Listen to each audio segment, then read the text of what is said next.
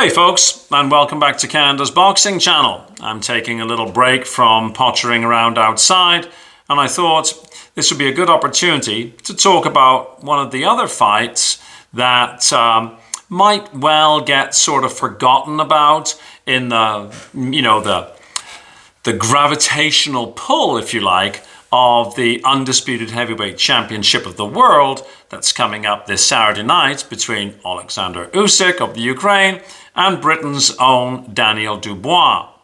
Now this fight might get actually some more attention because it is an undercard fight, and it is between Lawrence Okolie and Kevin Lerena.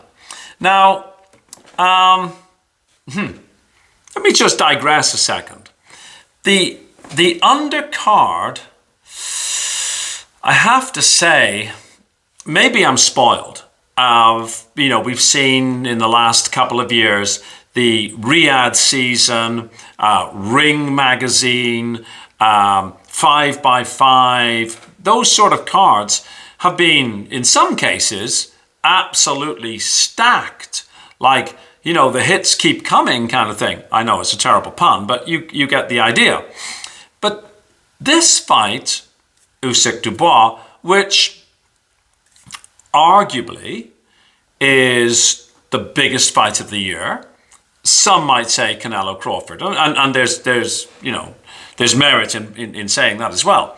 But a massive fight at Wembley Stadium in the UK in front of the best part of 100,000 people.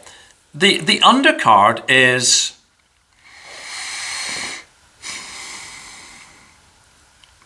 poor.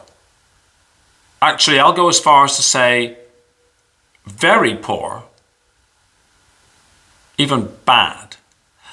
But anyhow, I guess there's only so much money to go around, and the lion's share, if you like, of proceeds are going into the pockets, one would hope, of the top fighters and their respective promotional things. But anyhow, let's... And you should let me know, by the way, if you think the undercard is as poor as I think it is. But let's talk about Lawrence Okolie and Kevin Lerena. Let's start with Kevin Lerena. I find there's a certain irony, in a way, that Lerena is on Daniel Dubois' undercard.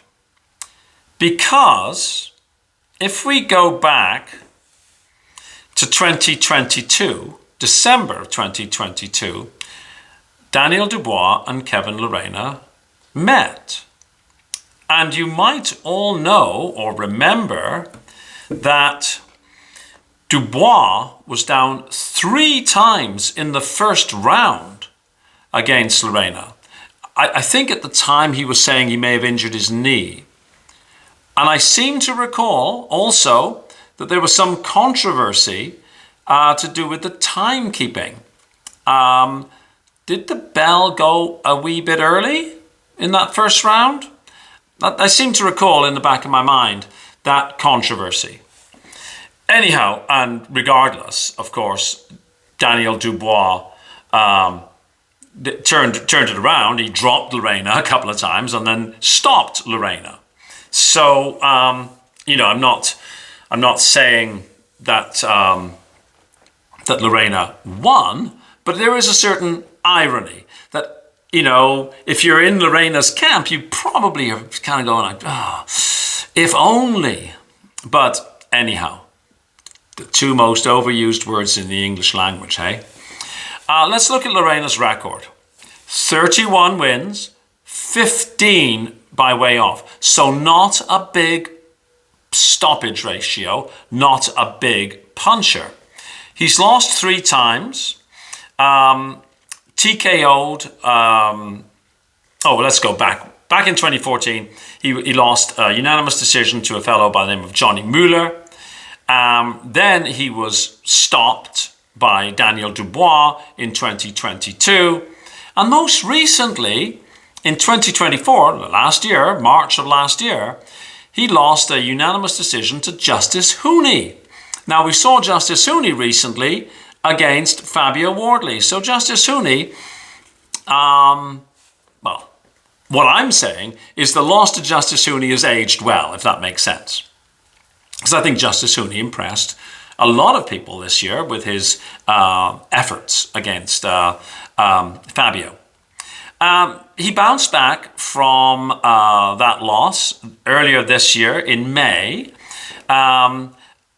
TKO stoppage in the third round of Radchenko. And now, of course, he's facing Lawrence Okolie. Number 23 in the world. So what does that make him? Does that make him a contender? Probably more like a gatekeeper kind of fellow, I would think. Yeah, I guess that would be yeah, I suppose so. Small for a heavyweight. Well, I mean, small for a modern heavyweight. 6'1", so he's just a little bit taller than me. 74-inch reach. 33 years of age, so he has some time on his side. He's not an old man. His best win? Well, Marius Bach, I guess, back in 2022 maybe? Yeah, probably. Not the bookie's favourite in this fight. Decimal odds, 3.00. So, let's have a look at Lawrence Okolie. Now, Lawrence Okolie is not one of my favourite fighters. I know nothing about the guy other than having watched his fights. And my bias is because, watching him at cruiserweight, he was boring, really. He kind of liked to hug. I mean, he's even lost points for excessive holding and stuff like that. But to be entirely fair, he seems to have grown into his frame, right? And let's talk about that frame. 6'5", 82.5-inch reach. And he's only 32 years of age.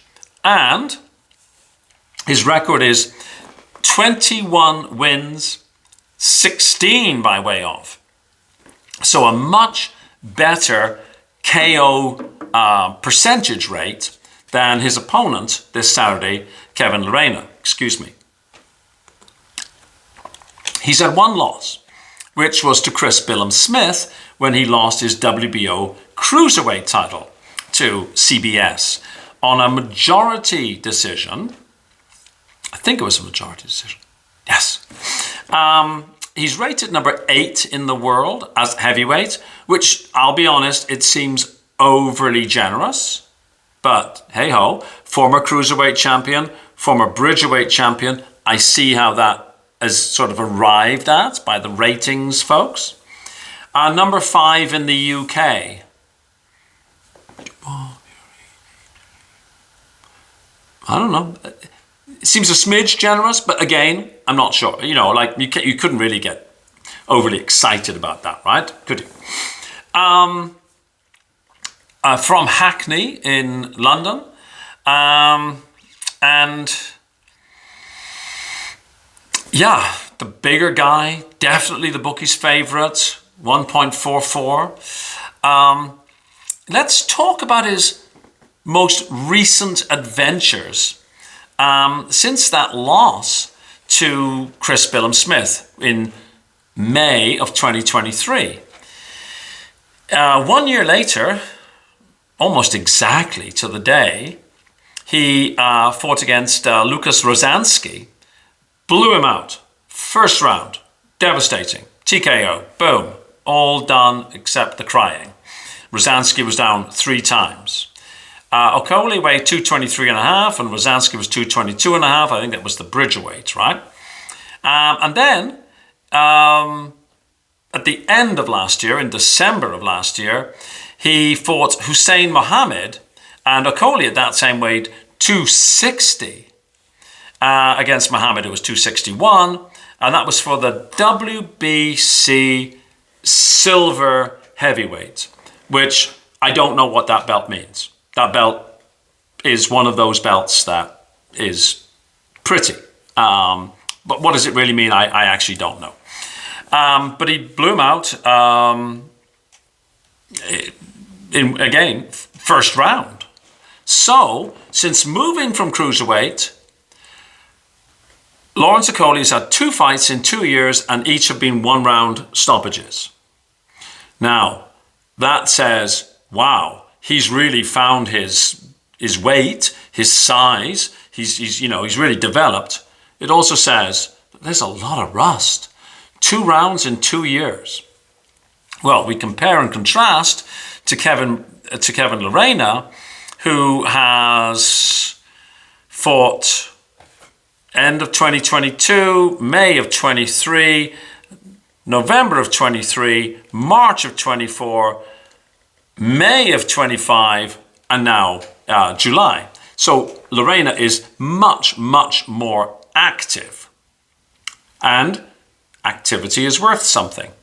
But there's a monstrous size difference. I would anticipate that, Lerena is going to look, the significantly smaller fellow. He is the significantly smaller fellow on the night. And, you think about Okolie. He's gone from 199 in 2023 to 260. His last time out in 2024. 60 pounds. It's amazing that he could actually qualify as a cruiserweight, really, isn't it? I would imagine that everybody who you would be talking to is going to say, well, Lawrence Okolie is going to destroy Kevin Lerena. And I think if he beats Kevin Lerena, it's going to be fairly early. I think if he catches Kevin Lerena could go down and Okolie could finish him off in the first 2 or 3 rounds, perhaps. If, on the other hand, Lerena is able to do kind of like what Chris Billum-Smith did, get Okolie out of his rhythm, put him on the back foot, get in close, get under those long bloody paws that are going to be trying to take your head off, and start working, that body, getting in close, maybe we'll see something different. I kind of would like to see Lerena win because he's the underdog, and that's really my only reason. I don't have a favorite here. I kind of like to see Lerena win. I don't think he will. I would expect that this has been well matched, shall we say, as a test for Lawrence Okolie at the heavyweight, and that Lerena's performing that good gatekeeper role. So I am anticipating Lawrence Okolie winning probably by a first half of the fight stoppage, to be honest with you. If it goes long, well, then I might be clapping my paws a little bit because I kind of would like to see Lerena win. But I'm not expecting it. That's my take. Let me know what you think. Because, hey, it's heavyweight boxing and anything can happen, right? One can't help feeling a little bit sorry for Lerena, over that Dubois fight. And like I say, irony much. But hey, at least he's chief support on this really annoyingly poor undercard, considering I've had to, part with my money to buy the fight. But hey, if that's the worst thing that's going to happen to me this weekend, well, ho-hum, right?